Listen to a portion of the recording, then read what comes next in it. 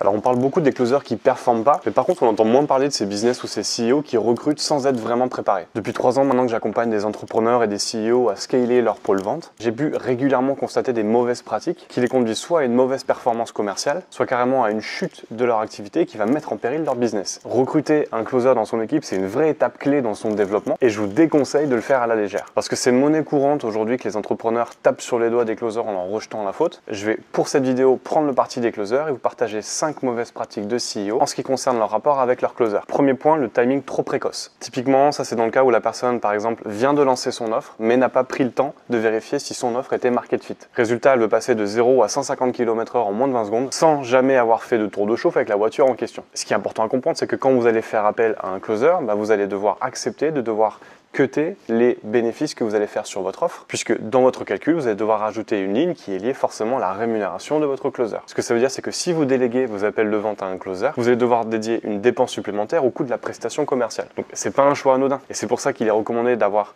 bien vérifié que votre offre a été validée par le marché, que vos ventes sont prédictibles et que dans l'histoire, vous allez aussi pouvoir vous y retrouver sur la rentabilité. Donc je le redis, mais il faut que vous vous assuriez que votre offre est validée par le marché, que vos ventes soient constantes et prédictibles. Et enfin, évidemment, mais au niveau du budget, il faut que ça soit rentable pour vous. Pour moi, le bon état d'esprit quand vous recrutez un closer, c'est de recruter un closer parce que vous avez envie d'appuyer sur la pédale d'accélération pour générer encore plus de leads. Par contre, on ne recrute pas un closer juste parce qu'on n'a pas envie de vendre. Deuxième point, pas d'onboarding correct en place. À savoir, pas de script, pas de process, juste un document Word et un fichier Excel. Le tout pour présenter l'offre et la page de vente du programme. On a des closers qui performent pas.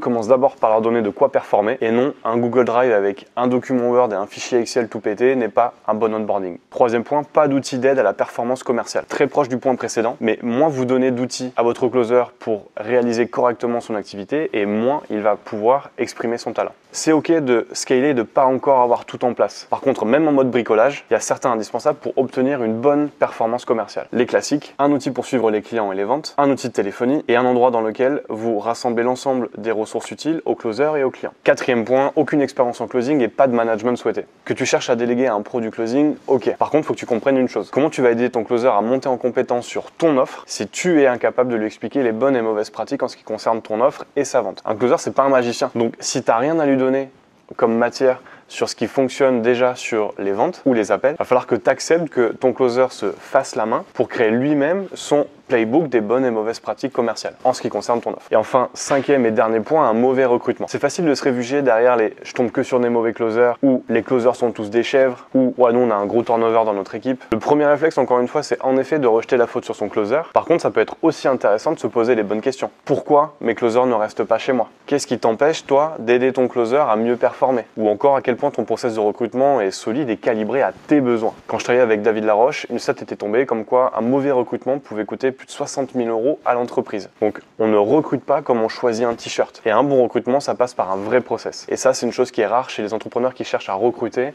pour la première fois, surtout en termes de closing. Donc avant de recruter un closer, faites bien attention à ces 5 points. Et plus votre recrutement est carré, pertinent, performant, et plus vous aurez des closers et une équipe de closing qui performera.